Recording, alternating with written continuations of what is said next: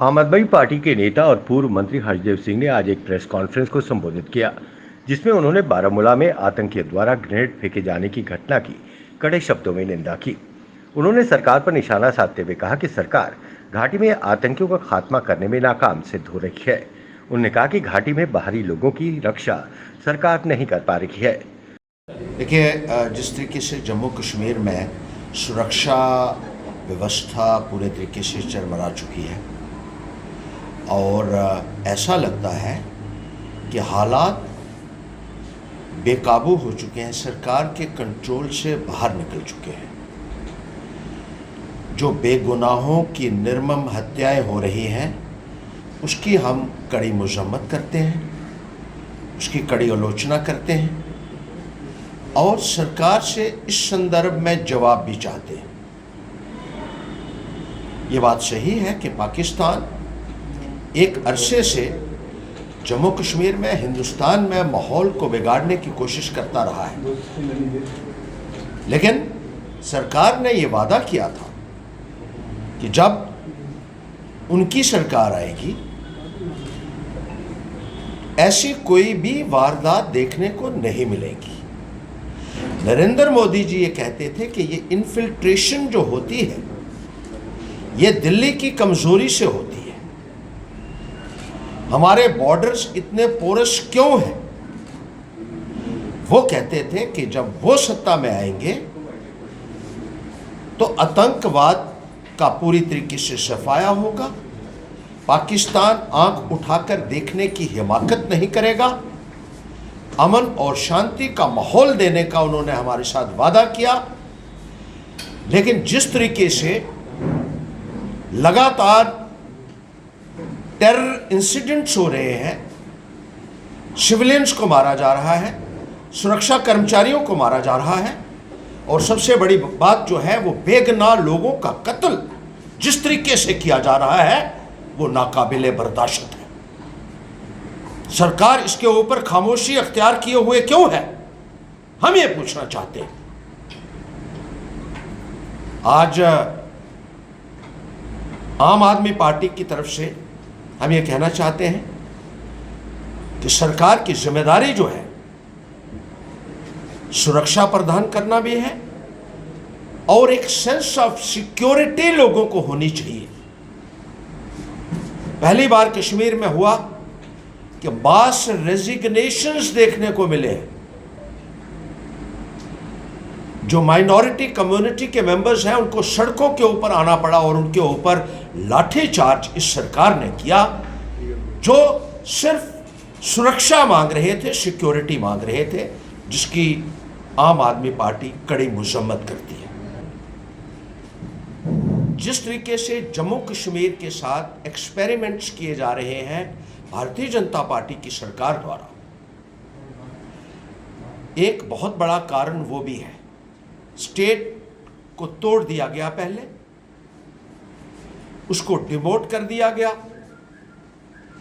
और 3.5 वर्षों से जम्मू कश्मीर में भारतीय जनता पार्टी की प्रॉक्सी रूल चल रहा है।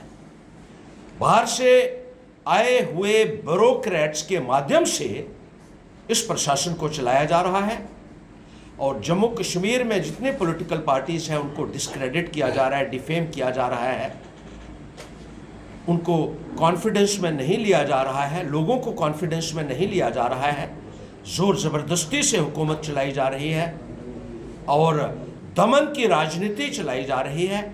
लोगों को विश्वास में लेना होगा, पॉलिटिकल पार्टीज को विश्वास में लेना होगा और एक अमन का माहौल जो लोग चाहते हैं, जो सरकार की जिम्मेदारी बनती है, वो जम्मू कश्मीर में मुहैया करना होगा।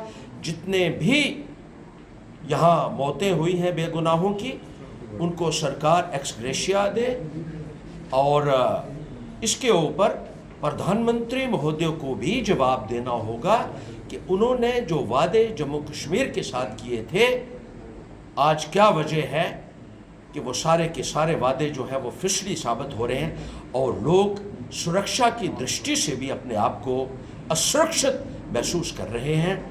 ये एक बहुत ही कंसर्न की बात है और इस संदर्भ में तमाम जो है वो सरकार, खास तौर पे मैं अपील करना चाहूँगा, और अब जबकि अमरनाथ जी की यात्रा भी यहाँ शुरू होने जा रही है, उसमें भी पूरा सरकार की तरफ से सुरक्षा मुहैया करवाना पूरी जिम्मेदारी सरकार की बनती है, और इसमें किसी भी किस्म की कोताही जो है वो यहाँ के लोग, यहाँ की पॉलिटिकल पार्टीज किसी भी कीमत पर बर्दाश्त नहीं करेंगी। ये हम पैगाम जो है ये सरकार को देना चाहते हैं, और जात और मज़हब की राजनीति से उठकर सबको काम करना होगा। देखिए, हम भी उनसे ज़रूर बात करेंगे, लेकिन हम पहले से भी उनसे बात करते रहे हैं।